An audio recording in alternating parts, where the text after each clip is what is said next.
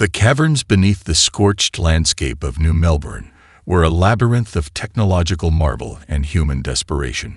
Electromagnetic shielding and quantum-level camouflage generators ensured that not a single electron of their work would leak to the outside world. Dr. Akira Chen stood before a holographic display that pulsed with millions of interconnected data points, her cybernetic left eye, a replacement from injuries sustained during the colony's fall, scanning each microscopic detail with inhuman precision. Around her, a team of 247 specialists from every conceivable scientific discipline worked in a synchronicity that defied traditional human collaboration. There was Dr. Marcus Okoye, a biomechanical engineer who had pioneered neural machine interfaces that allowed human consciousness to integrate seamlessly with complex systems. Beside him, Dr. Yuki Nakamura manipulated quantum entanglement algorithms that could theoretically predict enemy movements milliseconds before they occurred. The facility was more than a shipyard. It was a testament to human adaptability. Recycled materials from destroyed colonies formed the base infrastructure, each piece of debris transformed into cutting-edge technology. Massive fabrication units hummed with nanoassemblers that could reconstruct matter at the molecular level, creating alloys and system components that defied the known laws of physics. Quantum stabilization at 97.3%, announced Sophia Rice, a young prodigy who had been recruited directly from a refugee camp. Her fingers danced across holographic interfaces, her movements so precise they seemed almost machine-like. Behind her, massive cooling systems worked to contain the immense energy being generated by experimental power cores. The Prometheus was not just being constructed, it was being grown.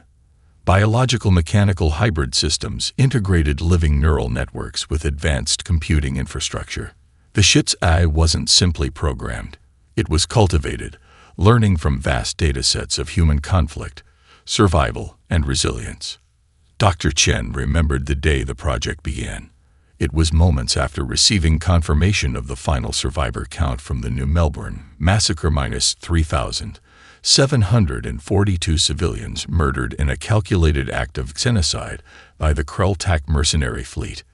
The United Earth Council had two choices: submit to galactic peacekeeping or fight back with everything humanity could muster. They chose to fight.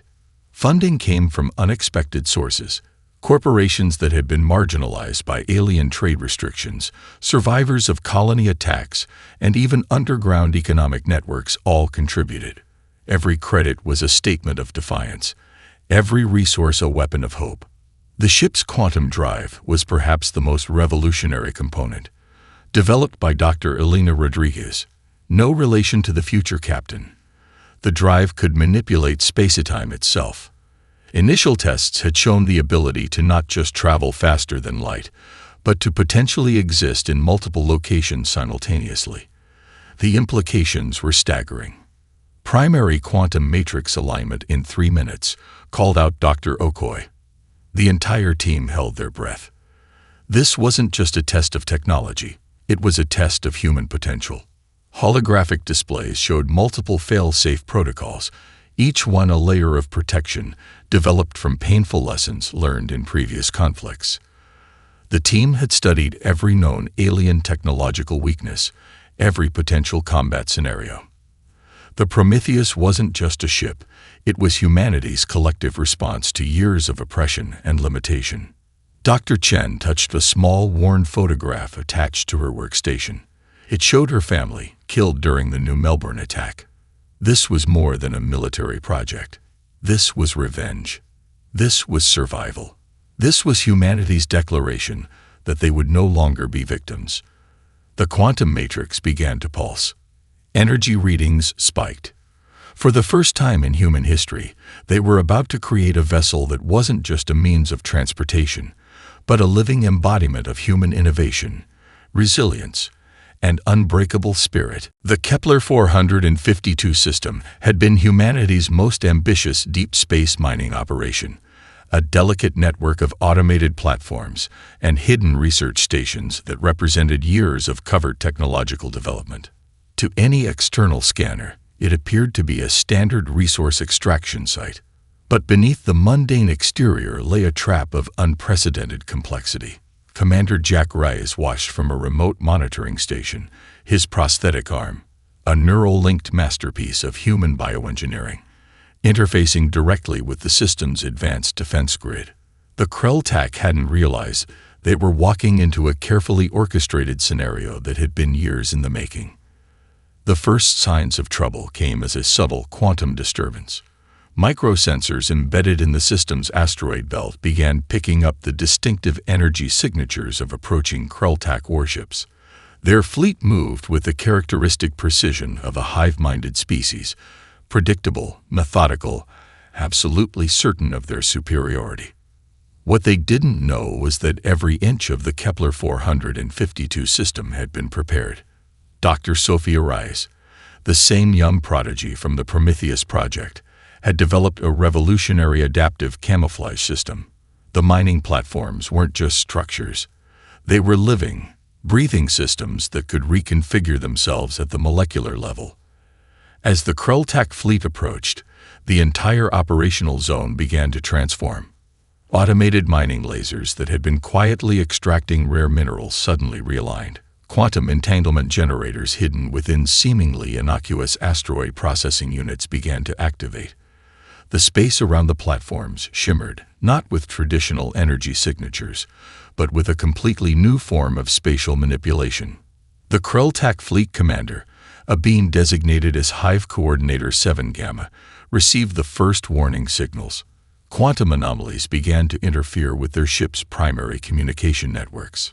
Standard threat assessment protocols returned increasingly bizarre readings, impossible energy configurations that defied their understanding of physics. Recalibrating came the emotionless communication across the Krell-Tak fleet's neural network. But it was already too late. The first wave of attack wasn't a weapons discharge. Instead, the entire spatial geometry of the system began to shift. Asteroid trajectories altered with impossible precision. Gravitational fields warped in ways that should have been scientifically impossible. The Krell-Tak ships found themselves caught in a three-dimensional chess match where the board itself was alive and changing. Commander Rice watched with a grim satisfaction. This wasn't just a defensive action, it was a message. Humanity was done being the galaxy's underdog. Quantum disruptors hidden within seemingly mundane mining equipment began to activate. These weren't traditional weapons. Developed by Dr. Chen's team, they could deconstruct molecular bonds at a fundamental level. The first Krell-Tak destroyer simply came apart, not exploding, but disassembling into its constituent atomic components. The Hive Coordinator's neural network erupted in what could only be described as electronic panic. Billions of interconnected minds suddenly experienced something they had never confronted before: true, uncontrollable uncertainty. Tactical analysis systems aboard the Krell-Tak fleet went into overdrive. They attempted to predict, to calculate, to understand. But human unpredictability was a variable their advanced systems could not comprehend. Each defensive maneuver was countered before it could be fully formed. The very space around them became a weapon. One by one, the Krell-Tak ships found themselves neutralized. Not destroyed, neutralized. Disabled with such precision that they could be studied, understood, learned from. It was a surgical strike that demonstrated not just military superiority, but a fundamental difference in technological approach. As the last ship's systems went dark, Commander Rice transmitted a single encrypted message back to Earth. It was a data package that would make its way to the team developing the Prometheus, containing every piece of information gathered during the engagement. The message was clear. Humanity was ready. The galaxy would never see them coming. In the cold vacuum of space, the remnants of the Krell-Tak fleet drifted, a silent testament to a species that had finally stopped being the prey. The first full system test of the Prometheus began in the most isolated region of the solar system, a pocket of space carefully carved out by massive quantum dampening fields that would prevent any external detection. Dr. Elena Rodriguez stood in the central neural interface chamber, Her consciousness partially merged with the ship's AI through a breakthrough neural quantum link developed by Dr. Chen's team. The chamber was a marvel of biomechanical engineering. Liquid crystal neural conduits wrapped around her body, creating a symbiotic connection that went beyond traditional human-machine interfaces. Thousands of microscopic quantum processors created a living, thinking network that extended from Rodriguez's neural pathways into every system of the massive vessel. Quantum entanglement stabilization at 99.7%, announced Dr. Marcus Okoye from the Secondary Control Center. The room buzzed with an electric tension. This was more than a test. This was humanity's ultimate technological statement. The Prometheus wasn't just a ship. It was a living, thinking weapon that challenged every fundamental understanding of spaceship design. Its hull was composed of a revolutionary metamaterial that could dynamically alter its molecular structure. At one moment, it could be harder than diamond, absorbing any incoming energy. The next, it could become partially ethereal, allowing energy and small projectiles to pass through without causing damage. The ship's power source was perhaps its most revolutionary component. Traditional fusion and antimatter drives seemed primitive by comparison. The Prometheus utilized a quantum vacuum energy extraction system that could theoretically draw unlimited power directly from the fabric of space-time itself. Each microsecond of operation generated more energy than entire alien civilizations could produce in a decade. Rodriguez's neural link allowed her to perceive the ship's systems in a way no previous captain had ever experienced. She could feel the quantum flux of the energy systems, visualize the complex gravitational calculations happening millions of times per second, and understand the ship's adaptive capabilities on a level that bordered on mystical. Initiating quantum slipstream drive test, Dr. Okoye's voice cut through the neural interface. The space around the Prometheus began to warp in ways that defied traditional physics. It wasn't just faster than light travel, it was a complete manipulation of spatial geometry. For a fraction of a moment that seemed to last an eternity, the ship existed in multiple locations simultaneously. Quantum probability algorithms calculated potential trajectories across multiple potential universes. The ship could theoretically appear anywhere, or everywhere, at once. The AI core, a living network of quantum-entangled processors, began its most complex simulation yet. It wasn't just calculating potential combat scenarios. It was learning, adapting, evolving with each microsecond of computation. The system could predict enemy movements with such precision that it bordered on precognition. Weapon systems were beyond anything the galactic community could comprehend. Quantum disruptors that could deconstruct matter at the atomic level. Gravitational manipulation fields that could compress entire sections of space. Energy redirection systems that could turn incoming weapon fire into additional power for the ship. But the most terrifying capability was the ship's adaptive camouflage. It wasn't just about becoming invisible. The Prometheus could alter its quantum signature to match any type of vessel, any energy reading. It could become a mining ship, a diplomatic vessel, or a massive war machine, all within the span of a millisecond. Dr. Rodriguez felt something more than excitement. This was vindication. This was humanity's response to years of oppression, of being treated as a lesser species by the galactic powers. The Prometheus was more than a technological marvel. It was a declaration of human potential. Full system integration complete, the ship's AI announced. But it wasn't a mechanical voice. It was a synthesis, part machine, part human, something entirely new.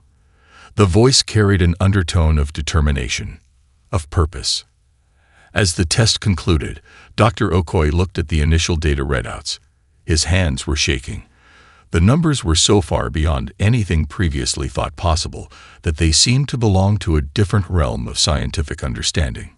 The Prometheus wasn't just a ship. It was humanity's ultimate statement to the universe. We are here. We are ready.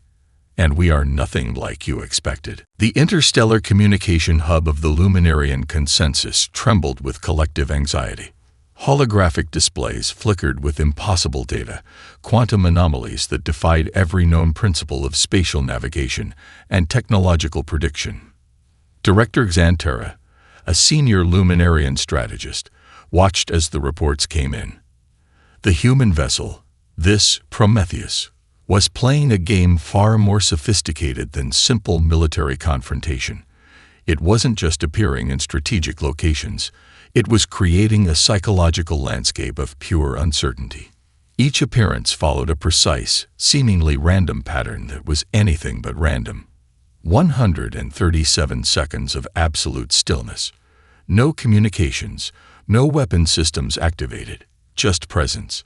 Pure, terrifying presence. The first manifestation occurred near the Zoran communications relay in the Epsilon quadrant. Massive sensor arrays, designed to track even the most minute quantum fluctuations, went completely silent for exactly 137 seconds. When they rebooted, the only evidence of the Prometheus's visit was a series of quantum markers so subtle that they could have been a hallucination. Dr. Aisha Nakamura, the lead psychological warfare strategist for the Prometheus project, had meticulously designed this approach. Her background in xenopsychology and advanced quantum computing allowed her to create a strategy that was more than a military tactic. It was a form of psychological architecture. "The number is critical," she explained to Captain Rodriguez during the mission briefing. 137 is a fundamental constant in quantum mechanics. It's the fine structure constant that defines how electromagnetic interactions occur. By using this specific duration, we're not just appearing. We're speaking a language of fundamental physics that will resonate at a subconscious level. The Krell-Tak response was the first indication of the strategy's effectiveness. Their vast neural network, typically a model of calculated efficiency, began to show signs of systemic stress.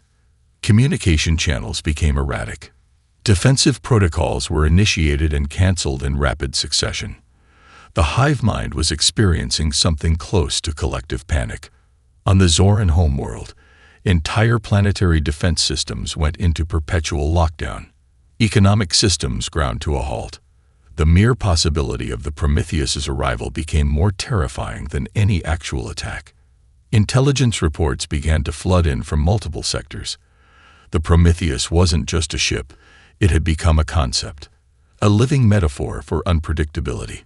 Alien strategists found themselves trapped in an endless loop of potential scenarios, each more terrifying than the last.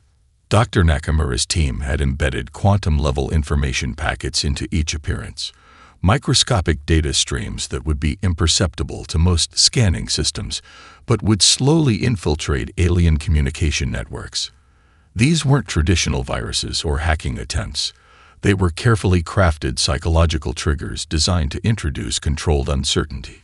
"We're not just attacking their technological systems," Dr. Nakamura explained to her team. "We're attacking their fundamental understanding of predictability. Every appearance is a question mark. Every 137-second window is a challenge to their perception of reality." The most brilliant aspect of the strategy was its multiplicity of purpose. Each appearance was simultaneously a test of alien defense systems, a psychological probe, and a demonstration of technological superiority. The Prometheus was gathering more intelligence through its moments of stillness than most vessels could collect through years of active scanning. Captain Rodriguez understood the deeper game. This wasn't about military conquest. This was about rewriting the fundamental dynamics of interstellar relationships. By creating a sense of absolute unpredictability, humanity was forcing alien civilizations to reconsider their entire approach to potential conflict. Communication intercepts revealed the growing terror. The Luminarian consensus began emergency sessions that lasted standard cycles. Krell-Tak neural networks showed unprecedented levels of computational stress. The Zoran diplomatic corps became paralyzed by potential scenarios. One Zoran diplomatic report captured the essence of their fear. The human vessel exists in a state of quantum uncertainty that challenges our most fundamental understanding of space-time. Its very existence is a weapon more devastating than any traditional armament. As the psychological campaign continued, something extraordinary began to happen. The very concept of the Prometheus started to evolve. It was no longer just a ship. It had become a form of distributed intelligence, the living metaphor that existed simultaneously in the physical and psychological realms of multiple alien civilizations. Humanity had discovered a weapon far more powerful than any traditional military technology: the ability to transform uncertainty itself into a strategic advantage. The grand celestial chamber of the Galactic Conclave had never witnessed such raw tension. Holographic representatives from 7 different species flickered with barely contained anxiety, their translucent forms casting ethereal shadows across the impossibly complex diplomatic space. Ambassador Helena Reyes, chosen specifically for her unprecedented background in xenolinguistics, quantum game theory, and psychological manipulation, stood at the center of the chamber. Unlike previous human diplomats who had been relegated to marginal positions, she commanded the entire room's attention with a presence that defied traditional diplomatic protocols. The Krelltak representative, a massive crystalline entity that communicated through complex electromagnetic pulses, attempted to speak first. Its communication array began to emit a high-frequency transmission that would typically paralyze most carbon-based life forms. Ambassador Rice didn't even flinch. Instead, she activated a quantum-encrypted data stream that swept through the chamber's communication systems. It wasn't an attack. It was a demonstration. Layers of classified information began to cascade across every diplomatic terminal. Military assessments, technological analyses, economic projections, each piece of data meticulously curated to reveal exactly what humanity wanted the other species to see. Dr. Akira Chen, watching from a remote monitoring station, had spent months preparing this moment.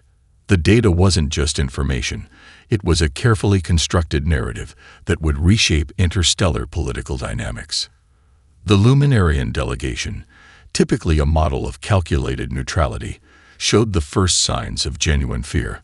Their quasi-energy-based representatives began to fluctuate, their normally stable quantum signatures becoming erratic. The information revealed wasn't just about military capabilities. It demonstrated humanity's fundamental understanding of each species' most profound vulnerabilities.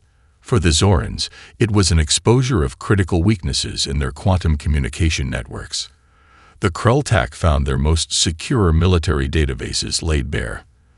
The Luminarians discovered that humanity had decoded their complex energy-based communication systems to a degree they believed impossible. But Ambassador Reyes wasn't finished. With a precision that seemed almost casual, she began to outline a proposal that was equal parts threat and opportunity. Humanity wasn't seeking conquest.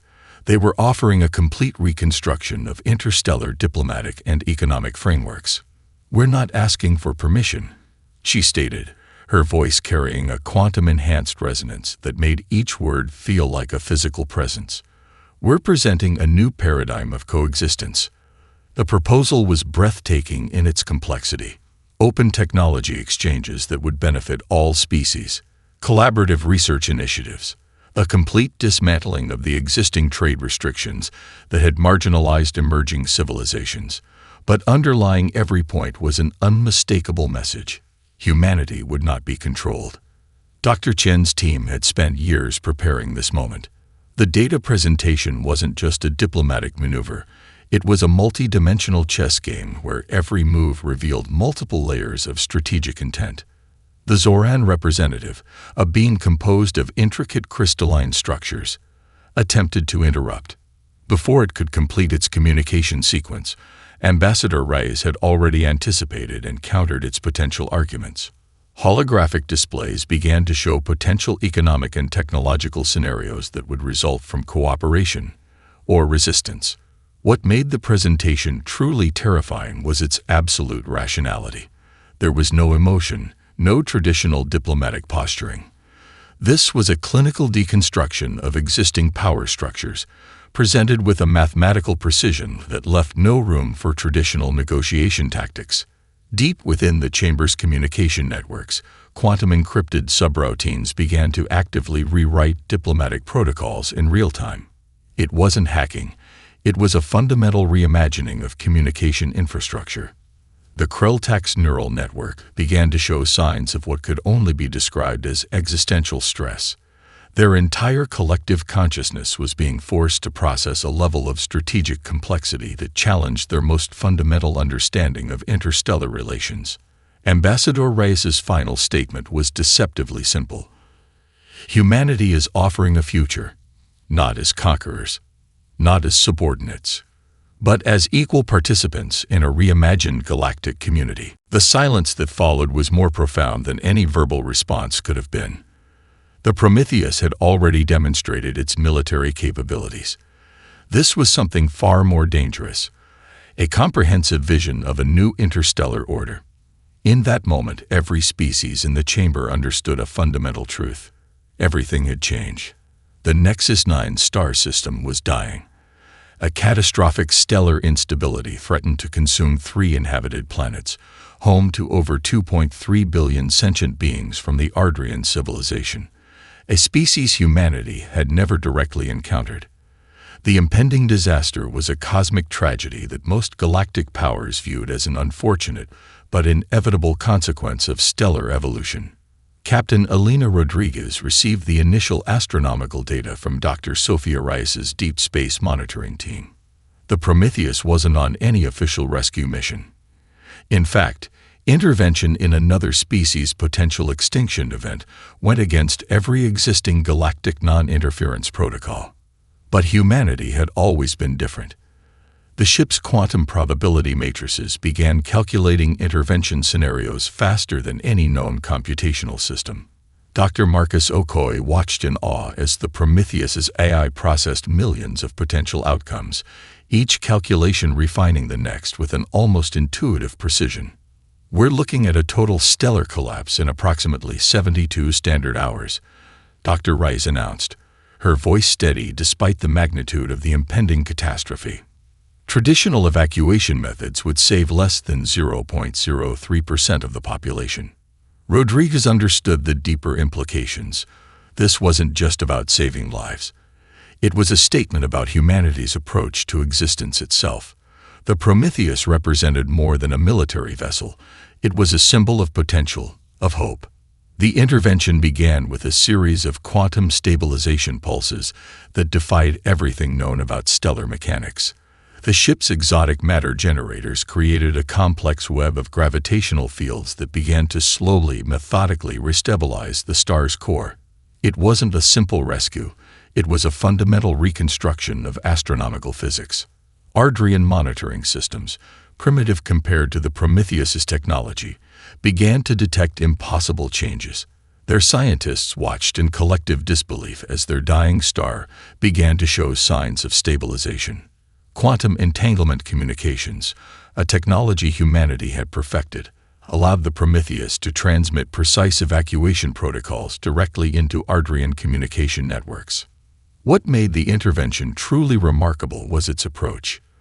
The Prometheus didn't just save lives. It provided a comprehensive survival strategy.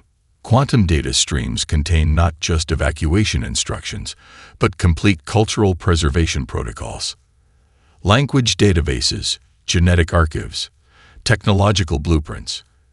Everything that defined the Ardrian civilization would be preserved, regardless of the outcome. Dr. Chen, monitoring from the remote research station, recognized this as more than a rescue mission. It was a statement about the nature of intelligence, of civilization itself.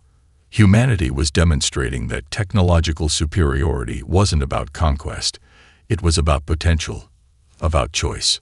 The Galactic Conclave's communication channels erupted in confusion. No species had ever attempted such a comprehensive intervention. The Krell-Tax neural networks tried to analyze the strategy, finding themselves trapped in endless computational loops. The Luminarian's energy-based consciousness struggled to comprehend the multidimensional nature of the rescue. As the final evacuation protocols were initiated, something extraordinary happened. The Prometheus didn't just save the Ardrian civilization. It transformed their understanding of cosmic potential. Entire planetary populations were relocated with a precision that seemed almost magical. Quantum transportation networks created corridors of safe passage that violated every known principle of space-time manipulation. Rodriguez understood the deeper game. This wasn't charity. This was a demonstration of humanity's fundamental approach to existence, a belief that intelligence, that potential, was the most precious resource in the universe. The final transmission from the Prometheus was elegantly simple. Your survival is our survival. Your potential is our potential. Galactic communication networks buzzed with a new kind of uncertainty. This wasn't a military power demonstrating its strength. This was something far more profound. A civilization showing that true power was about preservation, about possibility. Dr. Sophia Reyes calculated the long-term implications. This single intervention would reshape galactic perceptions more effectively than any military campaign. By saving a civilization that most species would have written off as doomed, humanity had created a new paradigm of interstellar interaction. The Ardrian survivors would become the first ambassadors of a new understanding. Not of human military might, but of human potential. Not of conquest, but of collaborative survival. As the last quantum transportation corridor closed, the Prometheus simply vanished, leaving behind a fundamental question that would echo through galactic civilization. What else are humans capable of? The combined fleet of the Zoran, Krelltak, and Luminarian civilizations represented the most massive military assembly in galactic history. Over 12,000 vessels converged in the Sigma Draconis system, a carefully chosen battlefield designed to trap and destroy the human vessel that had become their collective nightmare. Admiral Krellix of the Krelltak command structure had spent 3,247 computational cycles designing this ambush. Every quantum probability matrix, every tactical simulation, every potential scenario had been calculated and recalculated. This was to be the moment that would erase humanity's threat forever. They didn't realize they were walking into a trap of unprecedented complexity. The first sign that something was wrong came as a subtle quantum fluctuation. Space itself seemed to ripple, not with traditional energy signatures, but with something far more fundamental. The Prometheus wasn't just present. It was reimagining the very fabric of the battlefield. Captain Elena Rodriguez sat in the neural interface chamber, her consciousness merging with the ship's AI in a symbiosis that defied traditional understanding of human-machine interaction. She wasn't controlling the ship. They were becoming something entirely new. Initiating quantum battlefield reconfiguration. The ship's AI announced, a sound that was simultaneously a voice, a mathematical equation, and a philosophical statement. What happened next defied every known principle of space combat. The Prometheus didn't fight. It transformed the very nature of the conflict itself. Weapon systems that approached the ship found themselves caught in impossible quantum loops, existing simultaneously in multiple states of approach and destruction. Energy weapons were subtly redirected, their fundamental quantum signatures rewritten mid-transmission. The Zoran crystal-based ships began to experience catastrophic quantum coherence failures. Their precise molecular structures, once their greatest strength, became their most significant vulnerability. The Krelltak neural network found its collective consciousness fragmenting, unable to process the multiple simultaneous realities being generated by the Prometheus. Dr. Akira Chen, monitoring from the remote research station, recognized this as the ultimate expression of humanity's technological philosophy. This wasn't destruction. This was deconstruction, a complete reimagining of conflict itself. Luminarian energy-based vessels found their fundamental quantum signatures being rewritten. They didn't just lose functionality. They found themselves existing in states that challenged their very understanding of existence. Some vessels became trapped in quantum probability states, neither fully destroyed nor fully functional. The most terrifying aspect was the precision. The Prometheus wasn't indiscriminately destroying. It was surgically dismantling the entire concept of the attack. Entire sections of the fleet found themselves gently, almost compassionately, redirected to safe zones. Crews were not killed. They were neutralized, their threat potential simply removed. Ambassador Helena Reis's diplomatic groundwork became visible in the most unexpected way. The ship was fighting a war that was simultaneously a diplomatic intervention, a scientific demonstration, and a philosophical statement. "We are giving you a choice," the Prometheus broadcast on all frequencies, "not between surrender and destruction, but between understanding and limitation." The broadcast wasn't a threat. It was an invitation. Quantum encrypted data streams began to flow through the battlefield. Not tactical information, but comprehensive scientific and cultural exchanges. It was as if the ship was saying, "This is why conflict is obsolete. Look at what we could be doing instead." Admiral Krelix's computational matrix began to break down. The attack was so far beyond traditional military strategy that it defied comprehension. The Prometheus wasn't just defeating the fleet. It was demonstrating the fundamental irrelevance of their entire approach to conflict. By the engagement's conclusion, not a single ship had been truly destroyed. They had been transformed, redirected. Their fundamental potential had been reset. The final transmission from the Prometheus was elegantly simple. Conflict is a failure of imagination. As the quantum battlefield began to stabilize, something extraordinary remained. Where thousands of warships had once converged, now existed a complex, shimmering network of quantum-entangled vessels, a living testament to a completely new approach to interstellar interaction. Humanity had just rewritten the rules of warfare, not through superior firepower, but through a comprehensive reimagining of potential itself. 10 standard cycles after the Prometheus's first appearance, the landscape of interstellar civilization had transformed beyond recognition.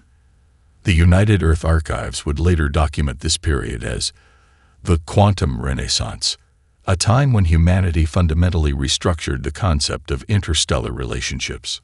Dr. Sophia Reis stood before the Galactic Collaborative Research Council, her presentation representing something far more profound than a scientific briefing. The holographic display behind her showed a complex network of interdependent research initiatives, technological exchanges, and collaborative exploration projects that spanned multiple civilizations. The transformation wasn't just political or technological. It was deeply cultural. Human research stations now existed alongside those of the Zorans, Kreltak, and Luminarians. But these weren't traditional diplomatic outposts. They were living laboratories of collective potential. Quantum communication networks allowed for instantaneous knowledge transfer that broke down every previous barrier of species-specific limitation. The Ardrian civilization, the one saved during the unexpected intervention, had become the most vocal advocates for this new approach. Their entire cultural narrative had been rewritten. Where once they saw themselves as potential victims of cosmic circumstances, they now viewed themselves as active participants in a universe of infinite possibility. Ambassador Helena Reis's diplomatic framework had proven to be a revolutionary model. Instead of traditional territorial expansion, humanity had introduced a concept of potential expansion, a method of growth that valued knowledge, collaboration, and mutual development over resource acquisition or military dominance. Economic systems were completely reimagined. The quantum entanglement communication networks developed by human scientists allowed for a type of trade that transcended traditional market dynamics. Resources, ideas, and technological innovations could be shared with unprecedented efficiency and transparency. Dr. Akira Chen, now the primary scientific advisor to the Interstellar Collaborative Council, had developed a series of philosophical and scientific frameworks that became foundational to this new galactic understanding. Her work demonstrated that technological superiority wasn't about domination, but about expanding the collective potential of intelligent life. The Prometheus itself had become more than a ship. It was a living symbol, part historical artifact, part ongoing research project. Scientific teams from multiple civilizations studied its quantum systems, each discovery revealing new layers of potential that challenged every previous understanding of technology and consciousness. Most surprisingly, the military powers that had once sought to destroy humanity found themselves becoming its closest collaborators. The Kreltak's neural network integration programs, the Zoran quantum resonance research, the Luminarian energy manipulation techniques, all found their most profound developments through collaborative human initiatives. Captain Alina Rodriguez, now leading the Interstellar Potential Exploration Initiative, understood the deeper significance. This wasn't about human victory. It was about collective evolution. The first truly collaborative deep space exploration mission launched during this period. A vessel that combined technological approaches from 6 different civilizations, crewed by a team that represented the most diverse collective in galactic history. Its mission wasn't exploration in the traditional sense. It was a living experiment in collective potential. Educational systems were completely transformed. Young beings from multiple civilizations now learned together, their neural interfaces allowing for a type of cross-species understanding that would have been impossible a decade earlier. The barriers of language, of biological limitation, of cultural misunderstanding, all began to dissolve. Dr. Rice's presentation concluded with a holographic representation that was part scientific diagram, part artistic expression. It showed the complex interconnections between civilizations, not as static diplomatic lines, but as a living, breathing network of potential. "We are not conquerors," she stated, her voice carrying the weight of a fundamental truth. "We are collaborators in the most extraordinary journey any civilization has ever undertaken." The final slide of her presentation wasn't a conclusion. It was an invitation to every civilization, to every potential form of intelligence in the universe. Humanity had discovered something far more powerful than military might or technological superiority. They had discovered the true potential of collective existence. As the presentation concluded, the holographic display transformed into a living representation of possibility, a cosmic map that was simultaneously a scientific diagram, an artistic expression, and a promise. The universe would never be the same.